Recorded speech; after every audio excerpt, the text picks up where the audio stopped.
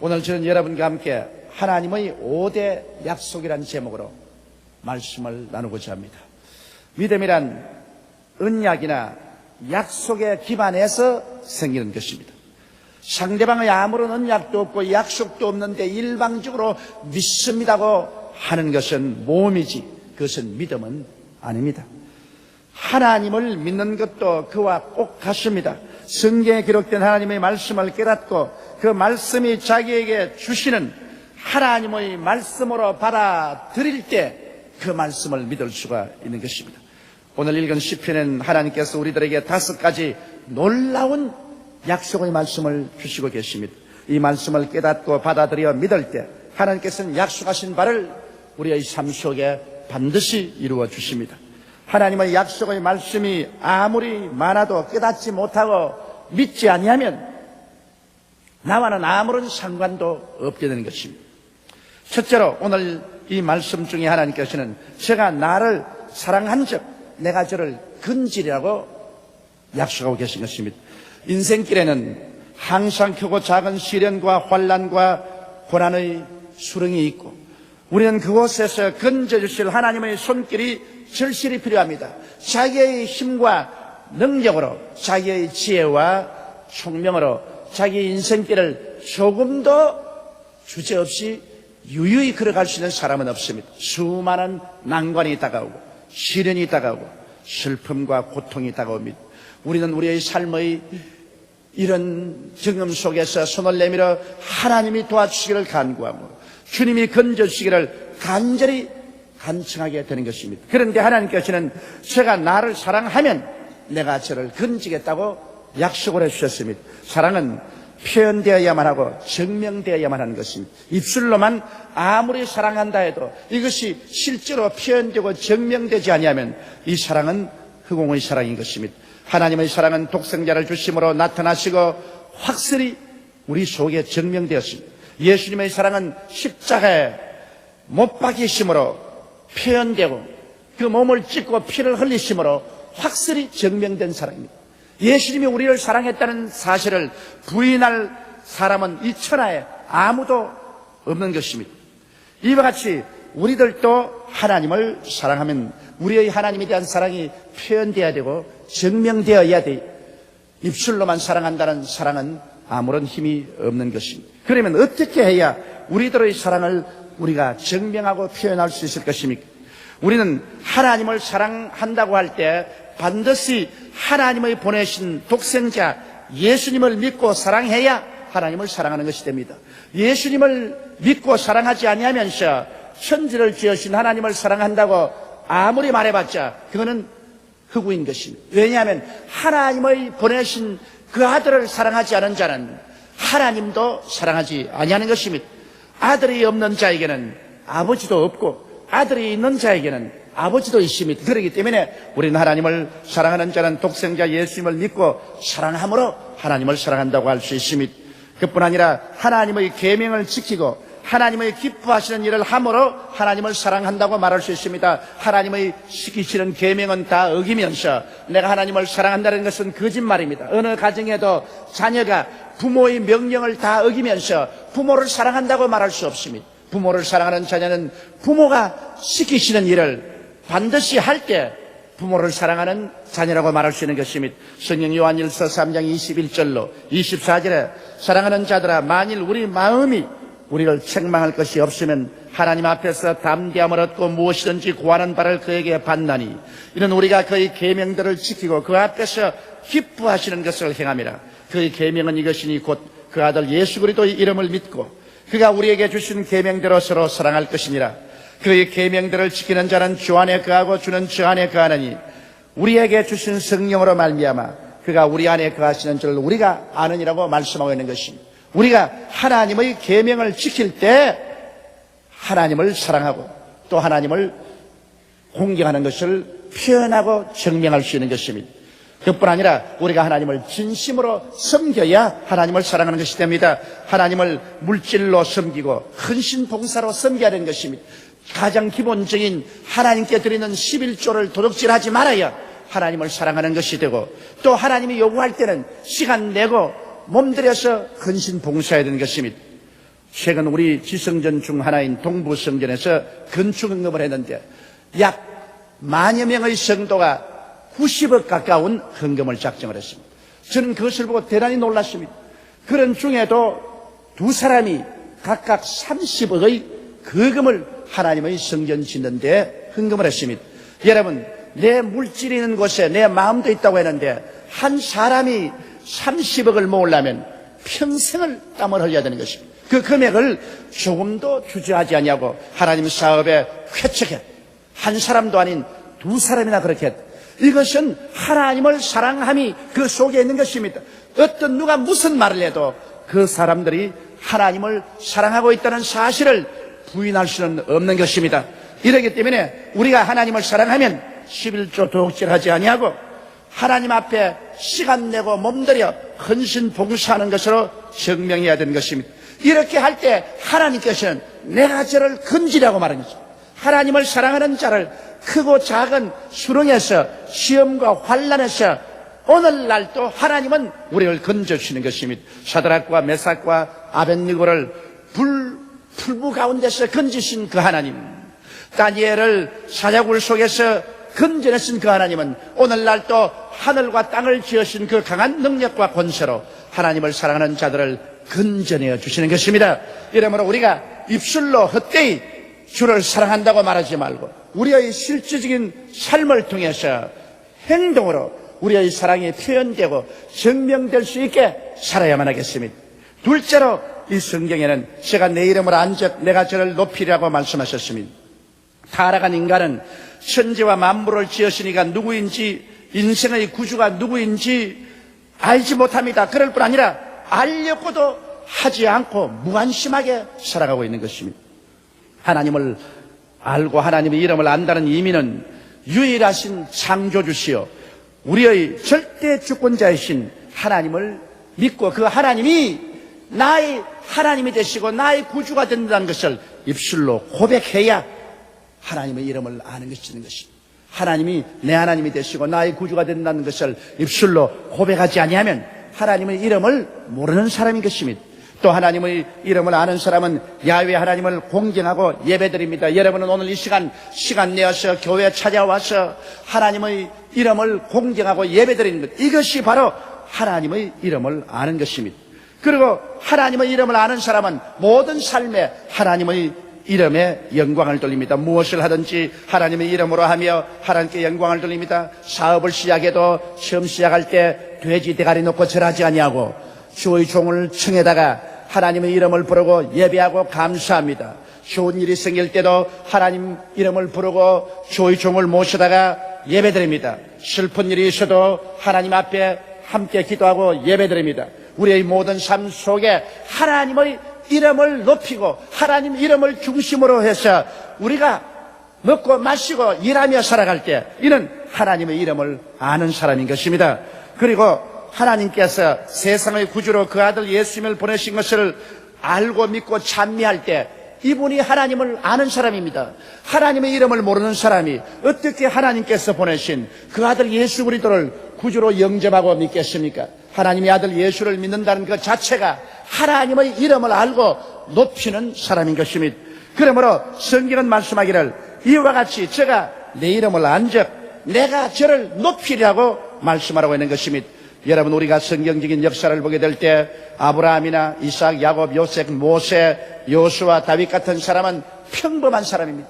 이 세상에 인간적으로 봐서 탁월하게 뛰어난 점이 없습니다. 그럼에도 불구하고 그들은 하나님의 이름을 알았었습니다. 하나님의 이름을 경외하고 공경했습니다. 하나님의 이름을 높이 받들었습니다. 그 결과로 하나님이 높이셔서 오늘날 아브라함, 이삭, 야곱, 요셉, 모세, 요수아, 다윗 등의 이름을 말할 때 믿는 자나 믿지 않은 자나 그 이름을 모르는 자가 없는 것입니다.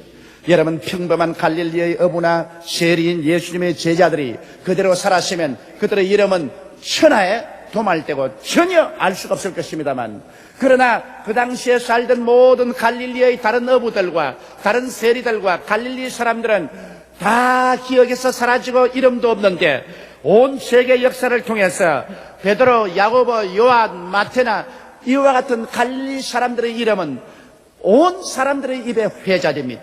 왜 그렇습니까? 그들은 하나님의 이름을 알았으므로 하나님께서 저들을 높이신 것입니다. 여러분, 구라파나 영국이나 미국 등을 높인 것을 보십시오. 옛날에 아시아의 황금 시절에 구라파는 하나의 미개한 국가였습니다. 그러나 팔레스타인에서 그리스도의 복음이 유럽으로 들어가자, 유럽 사람이 하나님의 이름을 알자 하나님께서 유럽을 크게 높이신, 해적의 나라 영국을 하나님께서 높이신 것은 그들이 하나님의 이름을 알자 하나님이 영국을 높여서 영국의 식민지에 태양이 지지 않는다고 말했습니다. 저 광활한 황무지 미국에 하나님의 이름이 들어가자, 하나님의 이름을 알자 하나님의 미국을 높여서 천하에 제일 가는 부한 나라로 만들어준 것입니다. 이제 여러분, 하나님의 이름을 아는 대한민국이 세계 중에 높임을 받을 때가 왔다고 저는 확신합니다. 우리 하나님께서 이 마지막 때에 복음이 아시아로 와서 우리 한국에 복음의 오아시스를 만들어 놓은 것입니다. 아시아의 복음의 황무지에 한국만이 유일하게 복음의 오아시스가 되는 것입니다. 이것은 한국 사람들이 하나님의 이름을 알고 하나님의 이름을 공경한 결과로 우리 하나님께서 우리 한국을 지금까지 높여주었습니다. 이 환난과 시험 중에 높여주고 앞으로도 우리가 주의 이름을 부를 때 하나님은 우리를 크게 높여주실 것입니다. 이래서 하나님의 능력으로 남북도 통일되고 우리가 잘 사는 나라가 되어서 온 천하에 복음을 전가하는 세상의 국가가 될 것입니다. 그렇기 때문에 우리 민족이 살아갈 길은 그 나라와 그 의를 먼저 구하는 이 일을 맹렬히 추구해야 할 것입니다. 셋째로 제가 내게 간구하리니 내가 응답하리라고 말씀한 것입니다. 예수님께서 이런 예화를 들으신 적이 있습니다. 밤중에 한 친구가 와서 이미 잠자리에 들어간 그 친구 집 대문을 두들깁니다. 요란스럽게 대문을 두들깁니다. 그래서 누구냐고 물으니까 나는 너희 친구인데 밤에 손님이 우리에게 왔으나 먹일 것이 없으므로 떡 3덩어리만 빌려달라고 했습니다. 그러자 안에서 소리가 왔습니다. 나는 이미 일을 다 마쳤고 애들과 함께 잠자리에 들었으니 지금 새삼스럽게 일어나서 떡을 줄 수가 없다. 돌아가서 날이 밝거든 오라. 그러나 그 친구는 계속해서 대문을 두들깁니다. 이러므로 그 친구 하는 말이 너가 내 친구 되면 인하여 내가 떡을 줄 것이 아니라 하도 강청을 하고 시끄럽게 굴기 때문에 너를 보내기 위해서 내가 떡을 주겠다. 그리고 떡 3덩어리를 주었다고 말하셨습니다. 이러면서 주님 하신 말씀이 하나님께 나와서 기도하는 사람도 이와 같이 강청하라는 것입니다. 구하라. 그래야만 주실 것이요. 찾아라. 그래야만 찾을 것이요. 문을 두드리라. 그래야만 열릴 것이라. 구하는 이마다 얻을 것이요. 찾는 이가 찾을 것이요. 문을 두드리는 이에게 열릴 것이니라. 너희 아비가 자식의 떡을 달라면 돌을 주며 생선을 달라면 뱀을 줄 수가 있겠는가? 너희가 악할지라도 좋은 것으로 자식에게 줄 줄 알거든 하물며 천부께서 구하는 자에게 좋은 것으로 주지 아니하시겠냐? 이렇게 예수님께서 말씀을 하신 것입니다. 그러므로 우리는 하나님께 나와서 기도할 때 간절한 마음으로 기도를 드려야 되는 것입니다. 간구하는 기도는 어떤 기도일까요? 그것은 죄를 다 회개한 기도인 것입니다. 자기 죄는 다 뒤로 감추어 놓고 기도하는 것은 미션의 기도지 간구의 기도는 아닌 것입니다. 자기의 죄를 다 파헤쳐 주님 앞에 회개하고 그를 자백하고 난 다음 기도하는 것이 간구하는 기도입니다. 또한 간구하는 기도는 하나님께 전적으로 내어 맡기고 살든지 죽든지 승하든지 망하든지 흥하든지 쇠하든지 전폭적인 의지를 가지고 기도하는 기도, 이것이 간절한 기도인 것입니다. 또한 간절한 기도는 불태전의 기도인 것입니다. 조금 기도하고 난 다음 안 된다고 뒤로 물러가는 기도는 간절한 기도가 아닌 것입니다. 절대로 물러가지 않는다. 밤중에 온 친구처럼 빵을 얻을 때까지 문을 두들기고 또 두들기는 이와 같은 기도를 하는 것이 간구의 기도인 것입니다. 주님께서 말씀하기를 제가 내게 간구하리니 내가 응답하리라고 말한 것입니다. 간구하는 기도만이 마귀의 진을 깨뜨릴 수가 있는 것입니다. 우리가 기도할 때 하나님은 곧장 응답하시기를 원하시지만은 공중에 권시합은 마귀가 우리의 기도를 막고 있는 것입니다. 그 원수 마귀의 저항을 꿰뚫는 것은 예수 그리스도 이름과 그 보혈의 능력과 약속의 말씀에 입각해서 우리가 드리는 간절한 기도인 것입니다. 이것이 원수 마귀의 진을 꿰뚫고 자비하신 우리 아버지 하나님의 보좌에 우리 기도가 상달되고 응답은 우리에게 다가오게 되는 것입니다. 넷째로 환난 때 내가 저와 함께하여 저를 건지고 영화롭게 하리라고 말씀하십니다. 여러분, 사람이 환난을 당하면 지극히 고독해집니다. 우리가 매사에 잘 때고 번창할 때는 일가 친척도 많이 찾아오고 친구들도 만나면 반겨주는 것입니다. 그러나 환난을 당하여 모든 것이 다 상실되면 이웃도 떠나가고 친구도 떠나가고 고독과 절망이 짙게 다가오게 되는 것입니다. 그러나 성경은 그때에도 하나님만은 우리를 버리지 않겠다고 말씀하시는 것입니다. 내가 환난 때 저와 함께 하겠다고 말씀하셨으며 내가 사망의 엄침한 골짜기를 다닐 때 해를 두려워하지 않을 것은 주께서 나와 함께 하심이라. 주의 지팡이와 막대기가 나를 안위하시나이라고 말씀하신 것입니다. 십자가에 못 박여 말로 형언할 수 없는 환난과 고통을 당한 예수님께서 말씀하기를 얼마 있지 않으면 너희가 다 나를 버리고 떠날 것이나 아버지는 나를 떠나지 않는다고 말씀을 하셨습니다.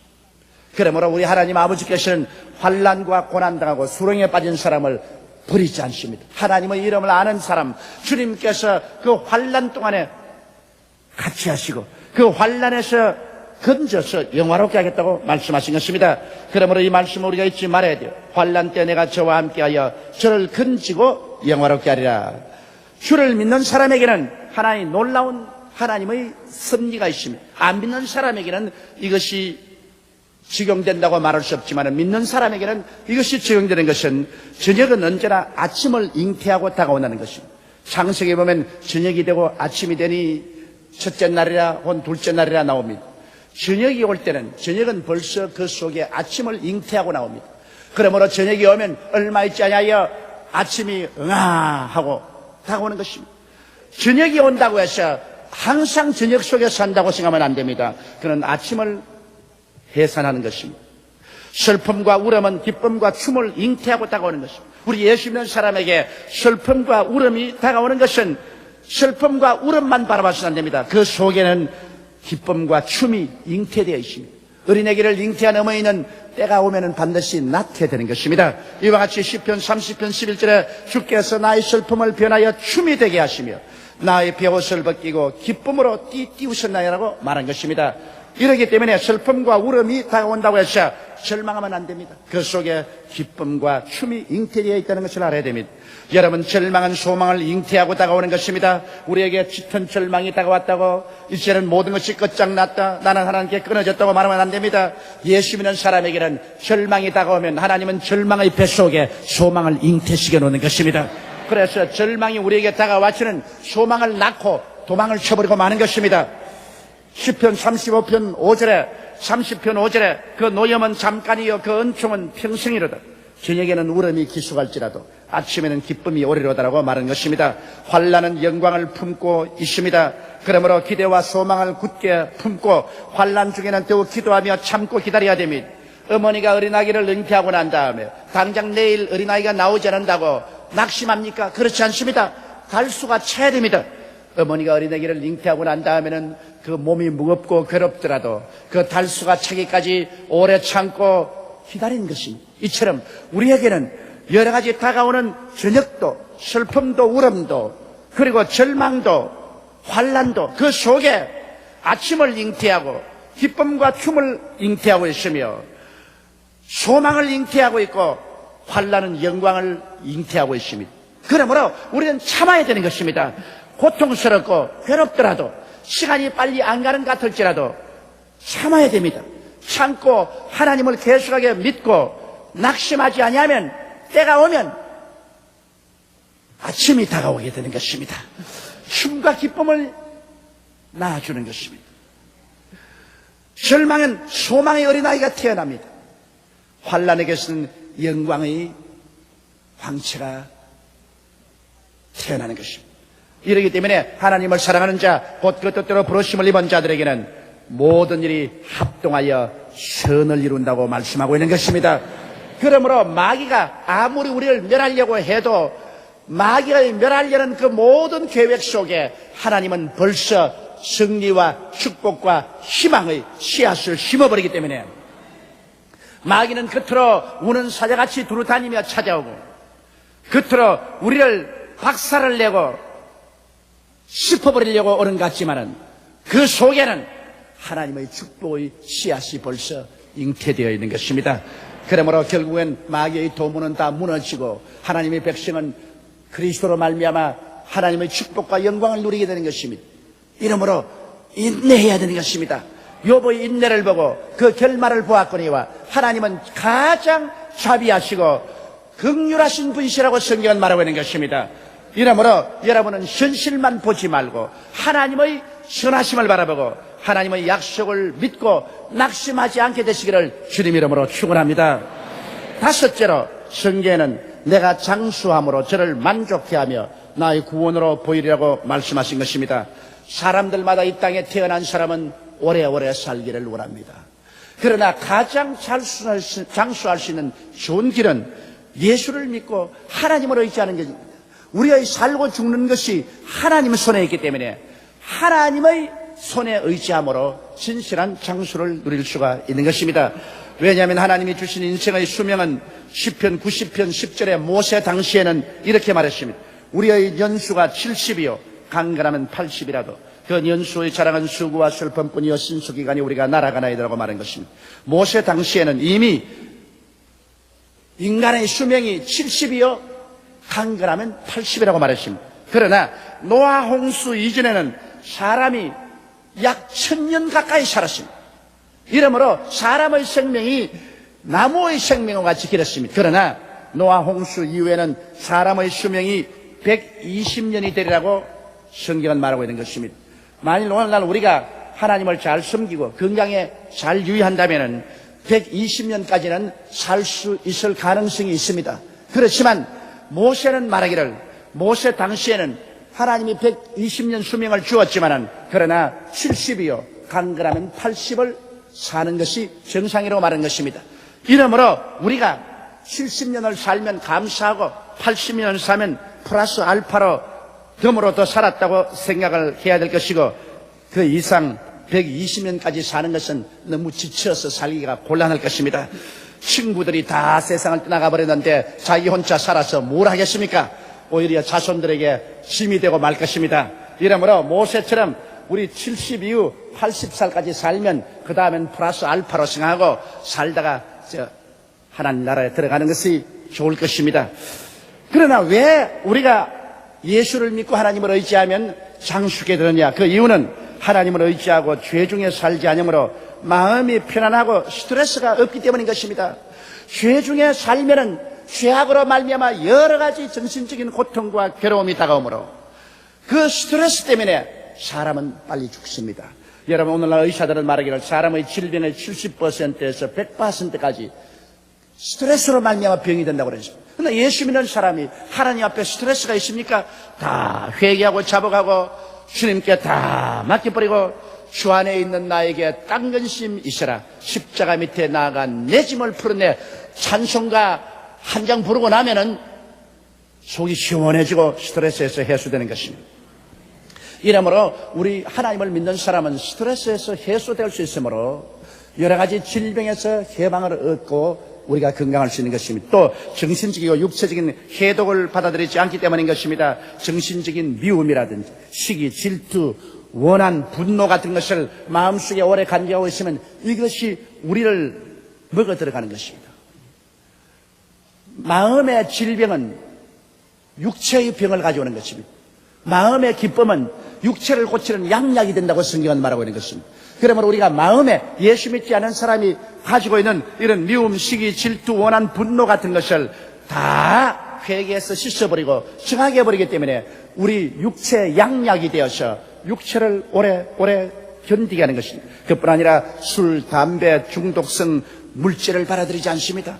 이런 것들이 우리 몸속에 들어와서 고혈압을 가져오고 간 경화증을 가져오고 장애를 가져오고 일찍이 죽게 만드는 것입니다. 그러나 우리 주를 믿는 사람들은 이와 같은 정신적인 육체적인 해독성 물질을 받아들이지 아니하므로 우리가 오래오래 살 수 있는 것입니다. 그뿐 아니라 성령의 역사는 우리를 장수케 합니다.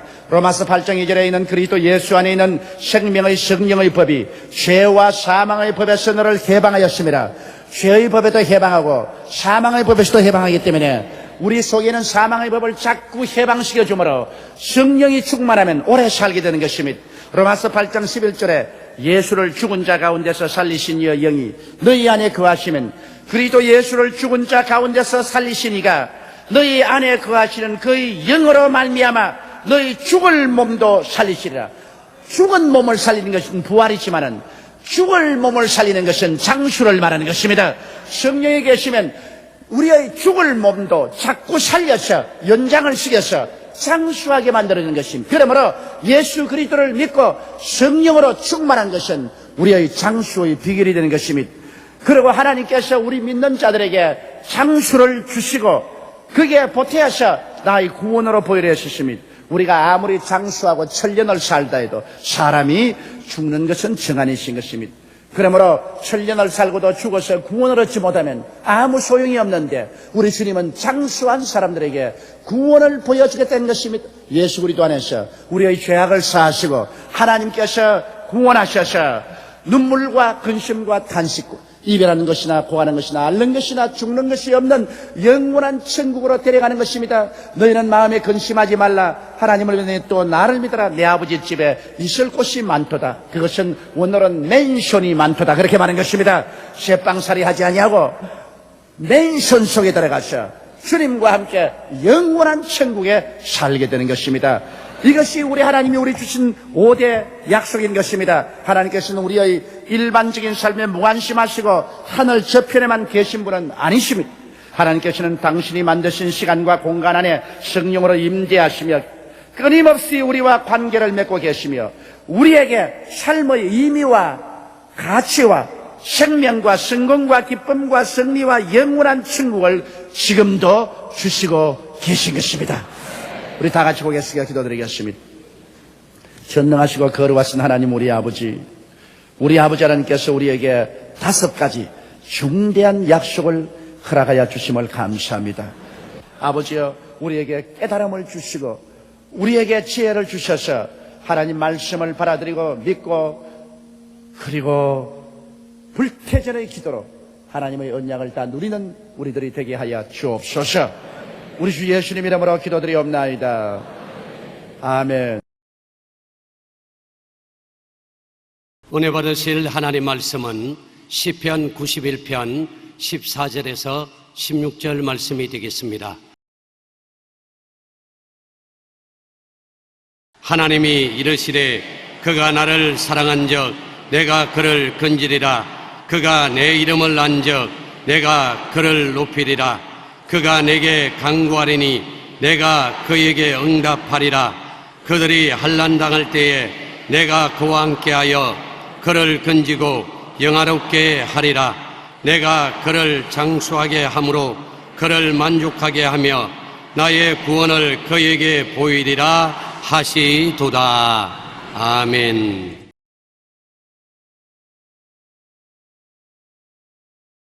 하나님이 이르시되라는 제목으로 말씀을 나누겠습니다. 아프리카 선교사였던 리빙스턴이 오랜만에 조국인 영국을 방문하게 되었습니다. 글래스고 대학에서 그에게 명예 박사학위를 수여했는데 학위 수여장에 나온 글을 보고 사람들은 모두 다 손을 입에 대었습니다.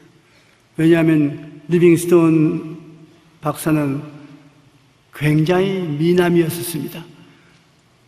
그리고 키도 훨씬 크고 몸도 좋았는데 박사학위를 받으러 나온 리빙스톤은 달랐습니다. 완전히 얼굴이 형편이 없이 늙었습니다.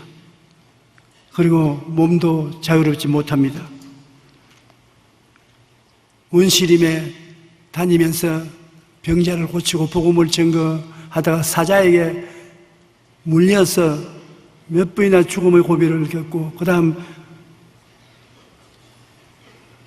무서운 아프리카 토속 병에 걸려서 열이 많이 나도 치료할 도리가 없어 몇 번이나 죽다가 살아난 것입니다. 그래서 그날 리빙스톤이 사람들 앞에서 나는 고향에 찾아왔으나 또다시 내가 있을 곳에는 아프리카 오지에 이 영국의 런던에 있을 곳이 없다고, 다시 아프리카로 간다고 말할 때 사람들은 다 놀라워 수군거렸었습니다. 그때 리빙스톤은 이렇게 말했습니다. 염려하지 마십시오. 저는 아프리카 어느 곳에 가도, 세상 끝날까지 어디 가도 나와 같이 계시겠다는 예수님이 함께 하십니다. 주님께서 저희 길동무가 되어 주셔서 원시림과 광야를 함께 걸어가 주십니다. 그러니 제게 무슨 두려움이 있겠습니까? 예수님이 나와 함께 행하신다는 그 말 자체가 예수님인 것입니다. 말을 안 하면은 예수님이 함께 계시지 않아요. 오늘날은 예수님이 말씀을 통해서 우리 가운데 계신 것입니다. 그 말씀을 해야 돼요. 예수님이 나와 같이 계십니다. 그 말씀 속에 예수님이 계신 것입니다. 그러므로 우리가 외롭고 괴롭고 고통스러울 때 주님이 나와 같이 계십니다. 볼지어다 세상 끝날까지 내가 항상 같이 하리라. 이 말씀을 자꾸 외우고 묵상하고 받아들이면 그 말씀 자체가 예수님이신 것입니다. 리빙스톤은 항상 예수님이 자기와 같이 계신다고 말을 했고, 그 말을 통해서 예수님이 리빙스톤과 같이 계셨습니다. 하나님은 사자가 우월되는 원시림 속에서도 리빙스톤은 신앙 고백을 통해서 같이 계셨습니다. 그 하나님은 지금 우리하고도 함께 계십니다. 한번 말씀해 보십시오. 예수님이 지금 나와 같이 계십니다. 그 말씀이 예수님이신 것입니다. 그 말씀이 내 입에 나온 동안에 내 가슴 속에 예수님이 와 계신 것입니다. 그렇기 때문에 오늘 우리가 하나님 말씀을 통해서 주님이 같이 계신다는 것을 깊이 깨달아 알아야 되는 것입니다. 몸에 상처가 나면은 약을 부지런히 발라야 됩니다. 한번 바르다가 그만두면 도로 돈 나지요. 자꾸 약을 계속해서 바르는 것처럼 우리가 주님께 기도하고 난 다음, 제가 채찍에 맞음으로 내가 나음을 입은 나니라 한번 말하지 말고 자꾸 약을 바르듯이 이 영적인 예수 그리스도의 치료를 계속해야 되는 것입니다. 제가 채찍에 맞음으로 내가 나음을 받았다. 제가 채찍에 맞음으로 내가 나음을 받았다. 제가 채찍을 맞음으로 내가 나음을 입었다. 그러면 그 영적인 그리스도의 살아계신 말씀이 양약이 되어서 낫습니다. 내 심장병은 고침을 받았다. 나 심장병은 예수님이 같이 계신다. 제가 채찍에 맞음으로 내 심장병이 고침을 받았다. 자꾸 말을 하면 계속 치료가 주어지기 때문에 나게 되는 것입니다. 사람들은 이 말씀이 살아서 운동력이 있다는 것을 믿지를 않습니다. 그러나 이 말씀이 운동력이 있는데 이 말씀을 자꾸 받아서 내가 속에 모시드리면 속에 들어와서 역사하시는 것입니다. 성경 말씀에 첫째로 그가 나를 사랑한 적 내가 그를 건지라고 말했습니다. 보십시오. 우리가 예수님을 사랑한 적 하나님이 우리를 건져주시겠다.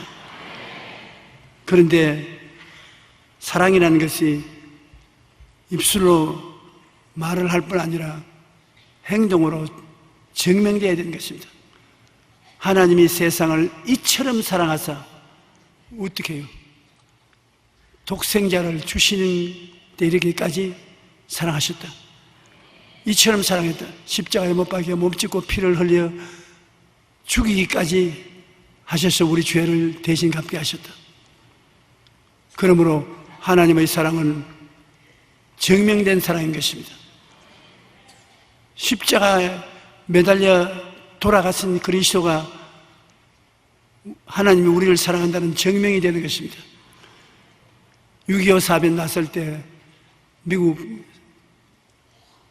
선교사 한 사람이 자원해서 군목이 되었습니다.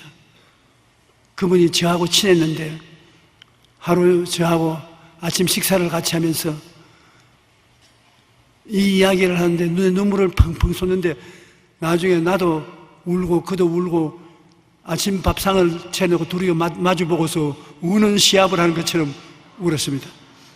그 무슨 이야기를 하냐면 자기가 미군 부대를 거느리고 개성 근처를 후퇴해서 오는데 그렇게 춥더랍니다. 파카를 덮어쓰고 아주 추운 겨울에 다리 위를 건너오는데 다리 밑에서 어린 애기 우는 소리가 자꾸 들리더랍니다. 응아, 응아. 내가 잘못 들었다 싶은데 또 응아, 응아. 그래서 잠시 부대를 중지시켜 놓고 다리 밑에 내려와 보니까 깜짝 놀랐어요.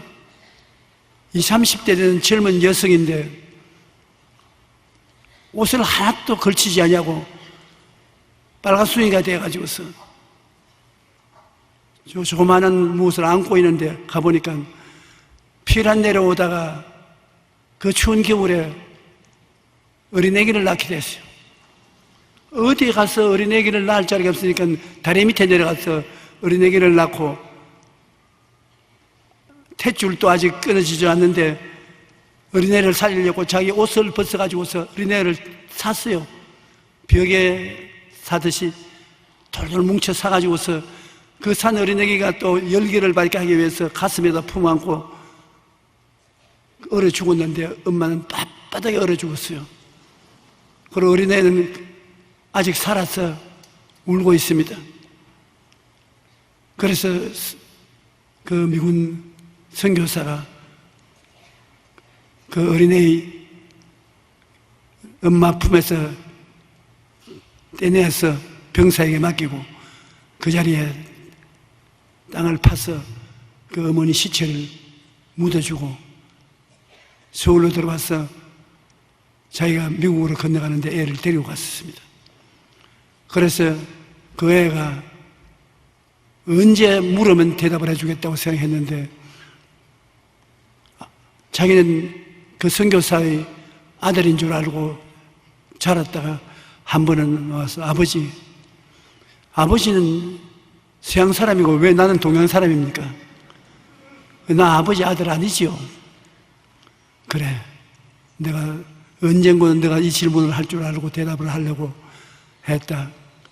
내가 6.25 사변 때 후퇴하는 부대와 함께 내려오다가 너 어머니가 그 추운 겨울에 다리 밑에서 너를 낳고 자기 옷을 감아서 품에 꼭 껴안고 세상을 뜯더라.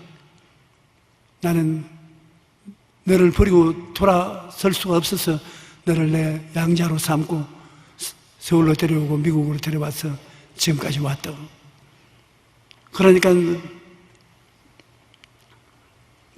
그 청년이 아버지를 끌어안고 나를 키워준 것도 감사하지만 나를 어머니 파묻은 그 자리에 가서 알려달라고. 그리고 그 자리는 지금 북한인 땅인데 어떻게 가냐. 그러면 휴전선 근처라도 데려가서 보여달라고. 그래서 그 나이가 많아진 이 선교사가 그 애를 데리고 왔어요. 와서 저 건너편 보이는 저 근처에 조그마한 다리 밑에 너를 낳고 어머니가 죽었다 하니까 그 추운 날 그 애가 그 자리에서 옷을 벗더랍니다. 그 여자가 막 감기 들리는데 왜 옷을 벗노? 엉엉 울면서 옷을 벗어가지고서 땅 위에 자기 내복 놓고 옷도 놓고 빨갛게 빠져서 벌벌 떨면서 어머니 그날 얼마나 추웠겠습니까? 나를 낳고 살리려고 자기 생명을 버린 어머니의 사랑을 내가 어떻게 잊을 수 있겠습니까? 그래서 펑펑 울더라고. 그 이야기를 그 그가 내게 와서 해 주십니다. 그 어머니가 어린아이를 사랑했다 안 했다 이유를 붙일 것이 없지 않습니까? 자기 목숨을 바쳐서 애를 구원하기 위해서 온몸을 빨아 수행가 되고 얼어서 죽게 됐으니 이 어린애기를 그처럼 사랑해서 자라게 했지 않습니까? 사랑이라는 것은 말이 아닙니다. 사랑하면 주게 돼요. 세상을 이처럼 사랑하사 독생자를 주셨으니, 이 어머니는 어린애기를 사랑하사 자기 생명을 주셨으니 우리도 사랑하면 주는 것입니다. 자꾸 주시옵소서 주시옵소서 그런 사랑이 아니죠. 나 하나님을 사랑합니다. 얼마나 사랑합니까? 주시옵소서 주시옵소서. 그러면 하나님께서 뭐라고 말씀하시겠습니까? 사랑을 하게 되면 물질도 주고 마음도 주고 좋은 것을 주게 돼요. 그래서 아깝지 않습니다. 줄 때 아깝거든 사랑이 많이 식은 줄 알아야 되는 것입니다. 그러므로 여러분도 여러분의 남편을 사랑하면 남편에 헌신하게 돼요. 무엇을 주게 돼요. 아내를 사랑하는 사람은 아내에게 좋은 것을 주게 돼요. 그리고 아깝지가 않아요. 하나님께서 아브라함이 정말로 하나님을 사랑하는지 사랑하지 않는지를 시험해 보고자 해서, 아브라함아, 내 독자 이삭을 모리아산에 가서 제물로 드려라. 참 어려운 일입니다. 독자 이삭을 모리아산에 데려가서 목을 칼로 따서 칼로서 몸을 분해해서 불로 태워서 하나님께 드리는 것입니다. 그것이 번제는 각을 떼서 불에 태워 드리는 것입니다. 사흘 동안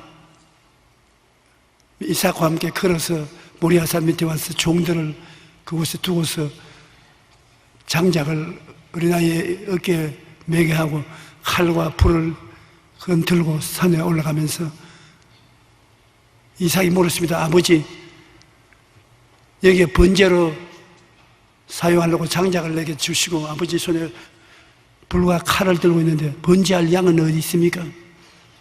양은 하나님이 준비하신다. 장옥대에 올라가서 단을 쌓고 그리고 장작을 펼쳐놓고 너를 잡아서 번제로 드려 그랬다.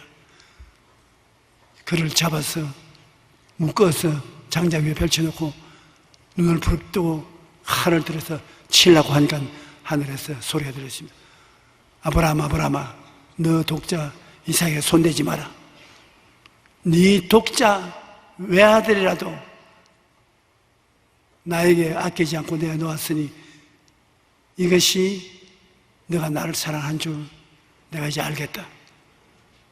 하나님이 아브라함의 그 사랑에 감동해서 내가 너에게 복주고 복주며 번창케 하고 번창케 하리라고 해서 그 자손을 바다의 모래같이 많게 만들어 주신 것입니다.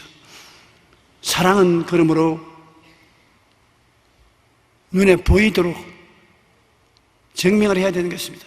하나님께서는 저가 나를 사랑한 적 내가 저가 건지려, 너가 나를 이렇게 사랑하면 내가 너를 어떠한 시험과 환난에 빠지더라도 건져주겠다고 말씀하신 것입니다. 사랑은 증명되어야 된다는 것을 우리는 늘 알아야 되는 것입니다. 성경에 보면은 이스라엘 백성이 바벨론의 포로로 잡혀갔을 때 사드락, 메삭, 아벳네고라는 세 청년이 굉장히 머리가 명석한지라 느부갓네살 왕이 택해서 바벨론 도의 도지사로 만들어 준 것입니다. 그런데 느부갓네살이 두라 평지에 금으로 신상을 만들어 놓고 국민들이 그 신상에 상랑식에 절하지 아니하면 불에 태워 죽이겠다 했습니다. 그래서 온 들에 국가의 대표자들이 모였고 금신상을 만들어 놓고 나팔과 피리와 사명금을 탈 때 그 금신상에다 절하도록 명령했습니다. 그런데 나팔이 불리기 시작하고 음악 소리가 나자 모든 사람들이 전부 땅에 엎드려서 절을 하는데 사드락과 메삭과 아벳느고는 탁 서서 있습니다. 왕이 아주 기겁을 했습니다. 이렇게 모진 놈들이 있느냐, 불태워 죽이겠다고 했는데도 순종하지 않으니 이놈들을 모범적으로 죽여야 되겠다고 세 사람을 불러내서 어찌하여 임금의 명령을 불순종하고 절하지 않느냐. 우리는 야훼 하나님만 믿지 우상에 절하지 않습니다. 죽더라도 하나님을 믿고 죽습니다. 내가 불타는 불못에 7배나 뜨겁게 해서 너를 던져넣겠다. 그렇게 하십시오. 하나님이 살아계시면 우리를 건져내 주시겠거니와 안 건져내 주어도 우리는 우상에 절하지 않습니다. 왕이 분도 막심해서 불을 떨었습니다.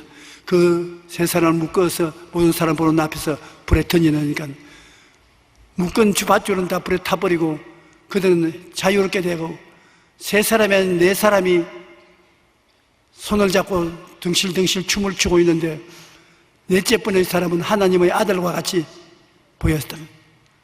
말할 필요 없이 예수님이죠. 그래서 느부갓네살이 너무 놀래가지고서 사드락과 메삭과 아벳느고여 나오라. 거의 불 가운데서 나왔습니다. 옷을 냄새 맡으니 불거스른 냄새도 안 납니다. 조금은 다치지 않았었습니다. 그래서 느부갓네살 왕이 자기를 믿고 신뢰해서 목숨을 바친 이 사람들을 보호해 주시는 하나님이 참 하나님이라고 그 감동을 해서 이 세 사람을 좀 높여주었다는 이야기가 있는 것입니다. 저는 이 이야기를 읽을 때마다 괴롭습니다. 이번에 설교하려고 하면서 이 이야기를 읽으니까 마음이 괴로워요. 왜? 혹시 사드락과 메삭과 아벳느고에 내가 들어가 있었으면 어떻게 할 것이냐? 나는 아직까지 불 속에 들어가지는 못하겠어요. 하나님이 제게 특별한 능력을 주시면 모르겠거니와 7배로 뜨겁게 한 그곳에 어떻게 뛰어들어갑니까? 사드락과 메삭과 아벳느고가 왕에게 대답하여 이르되 느부갓네살이여 우리가 이 일에 대하여 왕에게 대답할 필요가 없나이다. 왕이여 우리가 섬기는 하나님이 계시다면은 우리를 맹렬하게 타는 불무불 가운데서 능히 건져내시겠고 왕의 손에서도 건져내리이다. 그렇게 아니하실지라도 왕이여 우리가 왕의 신들을 섬기지도 아니하고 왕이 세우신 금진산에 절하지도 아니할 줄 아옵소서. 참 훌륭한 신자가 아닙니까? 우리는 평소에 하나님을 사랑한다면 사람들 앞에서 예수 믿는 것을 부끄럽게 생각해서는 안 되는 것입니다. 사람들 앞에서 예수를 안 믿는 체 했다가 아무도 안 보면 그때는 믿는 체하고 그렇게 하면 사랑이 없는 것입니다. 하나님을 사랑하면 사람들 앞에서 내가 예수 믿는 사람에는 당대한 말을 할 수 있어야 되는 것입니다. 그리고 하나님께서 6해 동안 일하고 이랬지는 쉬고 하나님을 섬기라고 하니 성수주의라는 것, 하나님을 사랑하면 성수주의를 해야 되는 것입니다. 난 마음으로 믿는다. 난 집에서 믿는다. 안 믿는 것보다는 낫지요. 그렇지만 참으로 하나님을 사랑하는 사람은 주일날 하나님 교회에 나와서 하나님과 함께 예배를 드려야 되는 것입니다. 그리고 11조와 물질 봉사도 꼭 하나님을 사랑하는 증거로 해야 되는 것입니다. 내 물질이 있는 곳에 내 마음이 있다고 물질을 내는데 굉장히 인색해질 수 있습니다. 아까워요.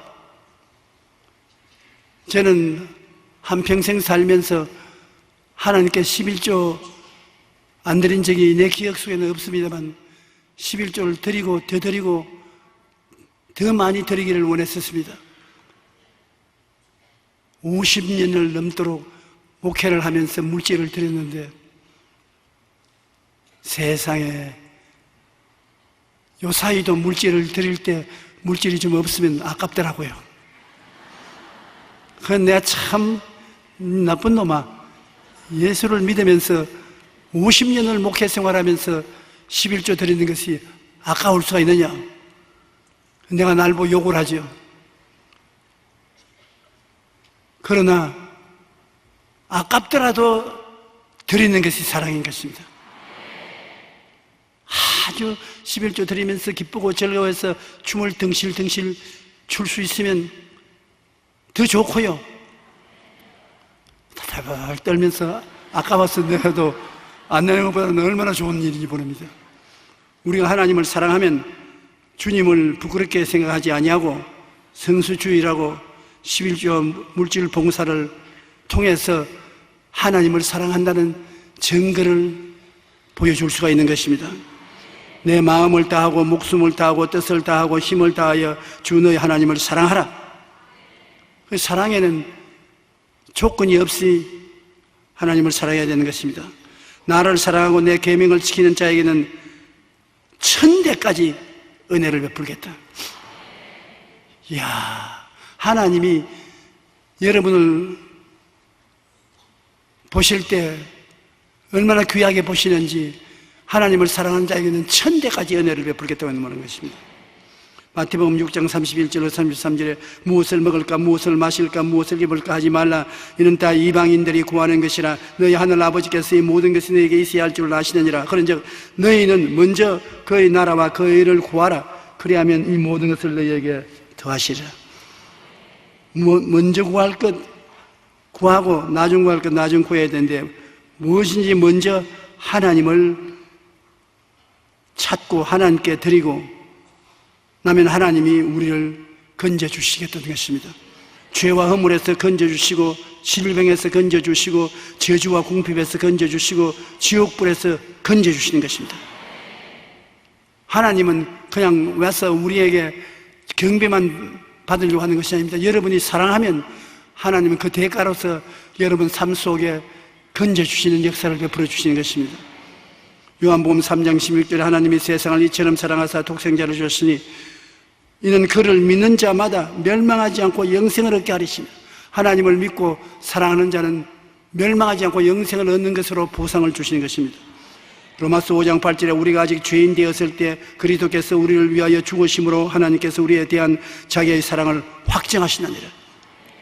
아직 죄인이 되어 있는데 그를 위해서 십자가를 걸면서 대신 죽어주었다. 예를 들어 말하면 여러분 자녀 중에 하나가 화장실에 가서 똥통에 빠졌다고 합시다. 온 몸에 똥을 덮어쓰고 똥통에 빠져서 아버지 어머니 하고 나왔다면 여러분 그 어린애기를 어떻게 하겠습니까? 야 이놈아 이거 근처 오지 마라. 저기 우물가에 가서 먼저 물 끼얹어라. 아유 더러워라. 근처 오지 마라.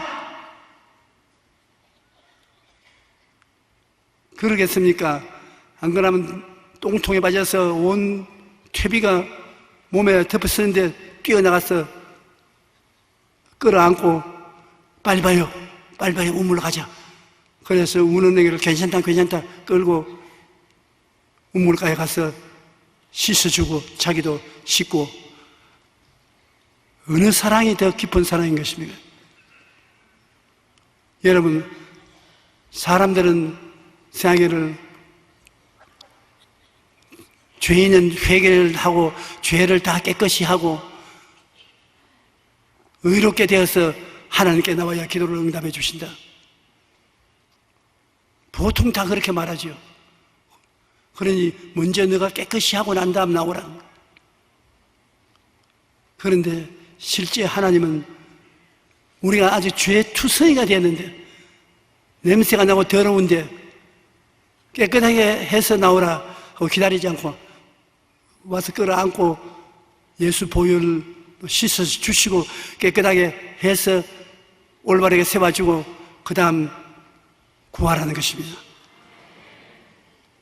하나님이 이처럼 사랑했던, 아직 내가 죄인 되었는데 옛내 죄를 미리 주님이 다 맡아가지고서 십자가에 못 박혀 몸짓고 피 흘려서 죽어주시지 않습니까?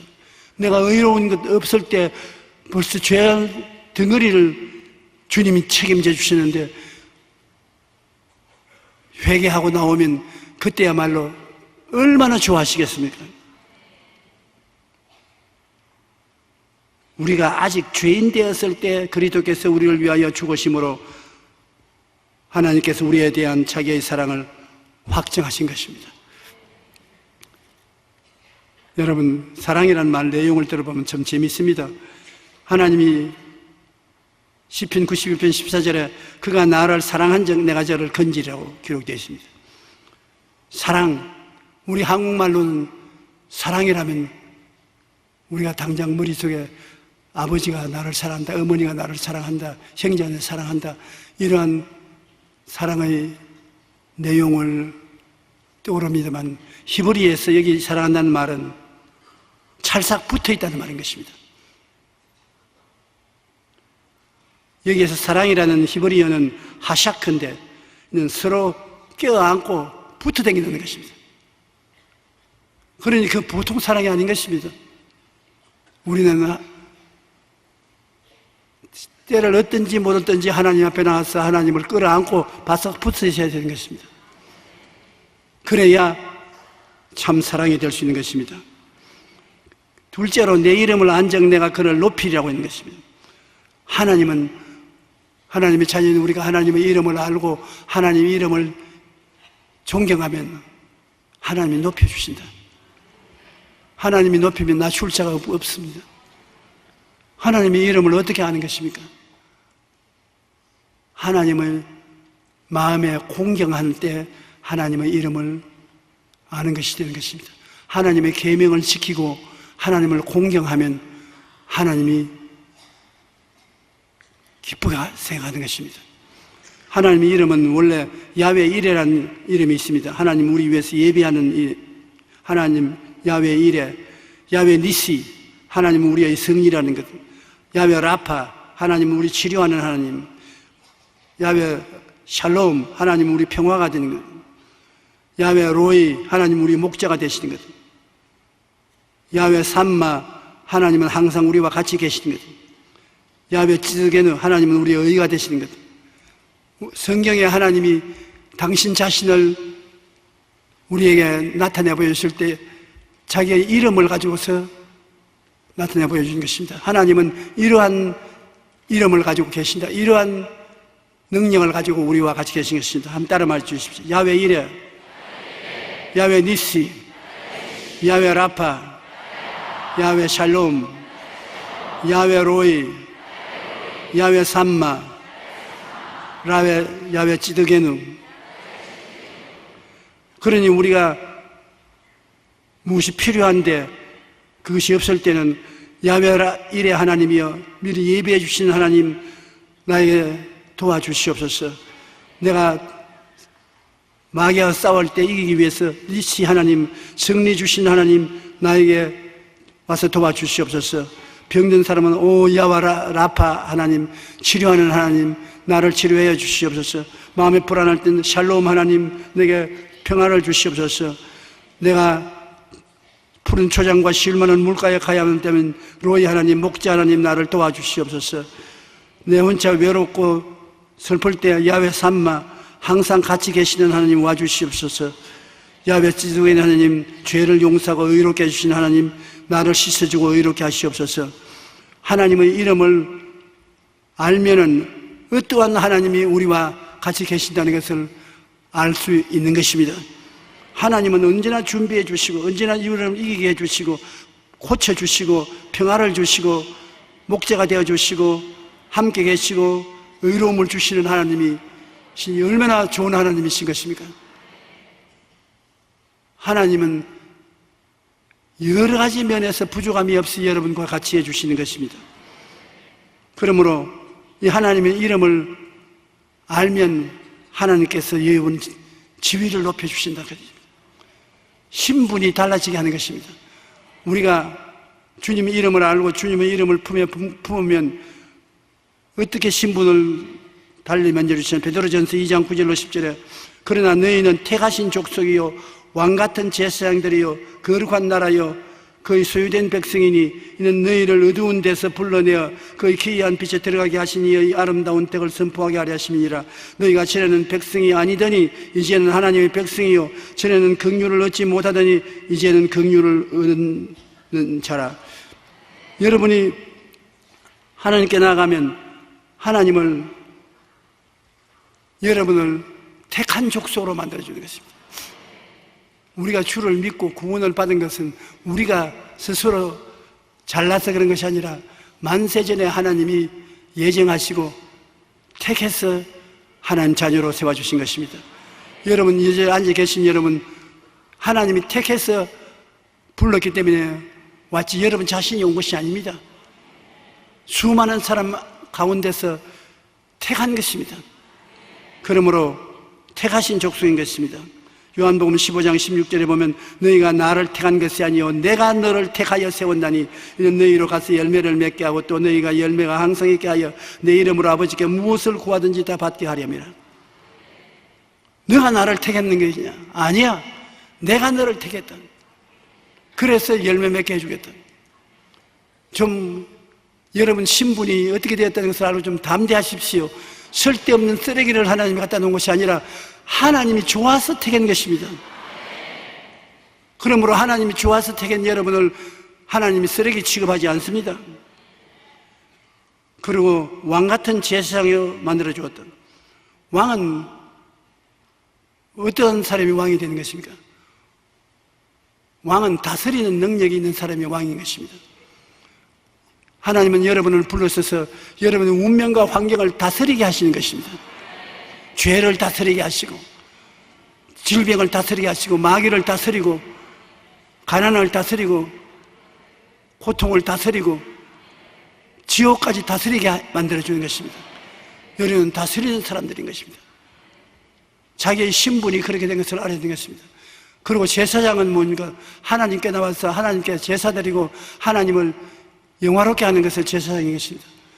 여러분은 예수 그리스도를 통해서 하나님 앞에 나와서 감사와 찬양의 제사를 늘 드리는 여러분인 것입니다. 왕같은 제사장이 되었고 여러분이 거룩한 나라가 된 것입니다. 여러분 한 사람 한 사람이 하늘 나라인 것입니다. 왜냐하면 하나님이 여러분 속에 들어와 계심으로 임금님을 모신 나라가, 하늘 나라가 여러분인 것입니다. 한번 따라 말씀. 나는 이래봬도 하늘 나라, 하나님의 나라이다. 왜냐하면 임금님이 속에 들어와 계시니까 하늘 나라인 것입니다. 마귀가 속에 들어와 있으면 마귀 나라지만 여러분 하늘 임금님이 들어와 계시니 하늘 나라인 것입니다. 그 다음에 그의 소유된 백성이 된 것입니다. 하나님이 소유한 백성입니다. 값주고 사서 여러분 하나님을 여러분을 너는 내 것이라고 주장하시는 분인 것입니다. 그러므로 주 이름을 안적 하나님이 너를 높이시겠다고 했는데 주님께서 택하신 족속으로 높여주시고 왕같은 제사장 삼아주시고 거룩한 나라여 그의 소유된 백성이 되었어서 이와 같은 자기 신분의 변화를 가져온 것입니다. 여러분 신분을 알아야 돼요. 당신 누굽니까? 예, 나는 하나님 앞에서 택하신 족속이요 왕같은 제사장이요 거룩한 나라요 그의 소유된 백성입니다. 왜요? 왜 묻습니까? 그렇게 여러분 담대하게 말할 수가 있는 것입니다. 하나님의 친백성 긍휼을 입은 자인 것입니다. 고린도후서 1장 21절로 22절에 보면 우리를 너희와 함께 그리스도 안에서 굳건하게 하시고 우리에게 기름을 부으시는 하나님이시니 그는 또한 우리에게 인치시고 보증으로 우리 마음에 성령을 주셨느니라. 하나님께서 여러분에게 기름을 부어주시고 여러분에게 도장을 찍고 보증으로 성령을 주셨으니 여러분은 정말 하나님 사랑하는 백성이 될 수가 있는 것입니다. 이 세상에서 우리가 살펴보면 하나님을 섬기고 하나님의 이름을 아는 사람들이 다 높임을 받는 것입니다. 하나님이 축복해 주시고 성공하게 만들어 주신 것입니다. 개인도 하나님을 섬기는 사람들이 세계를 움직여 나가고 있는 것입니다. 국가도 하나님을 섬기는 국가가 머리가 되고 꼬리가 되지 않습니다. 신명기 28장 1절 우리 다 같이 한번 읽어보십시다. 내가 내 하나님 야훼의 말씀을 삼가 듣고 내가 오늘 내게 명령하는 그의 모든 명령을 지켜 행하면 내 하나님 야훼께서 너를 세계 모든 민족 위에 뛰어나게 하실 것이라. 모든 민족 위에 뛰어나게 하십니다. 하나님을 섬기는 사람은. 그리고 신명기 28장 12절로 13절도 우리 같이 읽어보십시다. 내가 많은 민족에게 꾸어줄지라도 넌 꾸지 아니할 것이요 야훼께서 너의 머리가 되고 꼬리가 되지 않게 하시며 위에만 있고 아래에 있지 않게 하시리니. 예수 믿고 가난하고 거지가 되어야 하나님이 사랑한다는 그런 설교를 하는 사람이 많은데 어림도 없는 소리입니다. 하나님을 잘 섬기면 하나님이 거지가 아니신데 하나님의 자녀가 어떻게 거지가 되는 것입니까? 하나님께서 내가 많은 민족에게 꾸어줄 줄 알아도 너는 꾸지 않을 것이요 머리가 되고 꼬리가 되지 않게 하시고 위에만 있고 아래에 있게 않게 만들어 주겠다는 것이 하나님이신데, 말라기 3장 16절에 보면 야훼를 경외하는 자와 그 이름을 존중히 여기는 자를 위하여 야훼 앞에 있는 기념책에 기록하였느냐. 하나님이 여러분의 이름을 기념책에 기록해놓고 돌보시고 계신다. 우리 하나님이 물론 우리 신앙생활에 성장하기 위해서 시련과 훈련을 시키는 것은 있습니다만 그것은 잠시 잠깐 동안 훈련을 받은 것이요 근본적으로 하나님은 사랑하는 자여 내 영혼이 잘됨 같이 내가 범사에 잘되고 강건하기를 내가 간절히 원한다. 그럼 우리가 마음의 생각을 올바르게 먹어야 되는 것입니다. 십자가를 바라볼 때 예수님께서 십자가에 못 박혀 몸짓고 피 흘려서 여러분 못되게 하려고 그런 것이 아닙니다. 의롭게 만들고 거룩하게 만들고 건강하게 만들고 형통하게 만들고 천국 가게 만들기 위해서 이렇게 좋은 것을 주시기 위해서 주님이 대신 십자가에 못 박인 것입니다. 그것도 내가 훌륭하고 위대해서 그런 것이 아닙니다. 죄를 짓고 불의하고 추악하고 버림을 받아야 마땅할 천한 인생을 주님이 와서 끌어안고 옷을 벗기고 씻기시고 입히시고 돌봐주셔서 그렇게 만들어 주시는 것입니다. 하나님의 사랑은 우리 세상 사람이 생각하는 것이 그렇게 간단한 것이 아닙니다. 셋째로 하나님은 응답을 주시는 하나님이신 것입니다. 환난 때 함께하여 기도 응답해 주고 영화롭게 해주시는 것입니다. 시편 92편 15절 보십시오. 그가 내게 간구하리니 내가 그에게 응답하리라. 그들이 환난 당할 때 내가 그와 함께하여 그를 건지고 영화롭게 하리라. 하나님은 응답 안 하는 것보다도 응답하기를 원하시는 것입니다. 왜 우리의 응답을 잘 못 받느냐? 하나님의 응답을 받으려면 마음의 생각이 긍정적이 돼야 되고 하나님이 우리를 도와주신다는 것을 확실히 꿈을 가져야 되고 믿어야 되고 응답해 주신다고 이불로 시인을 해야 되는 것입니다. 하나님이 응답하려고 따라다녀도 여러분이 응답 안 해준다고 생각하고 꿈이 없고 의심하고 부정적인 말을 하면 하나님이 도와줄 수 없지 않습니까? 이스라엘 백성이 애굽에서 나와서 가나안 땅에 들어올 때 홍해가 갈라져 마른 땅에 300만 백성이 건너게 만들어 주시고 따라오던 애굽 군인들은 물이 도로 흘러서 다 물에 빠져 죽었습니다.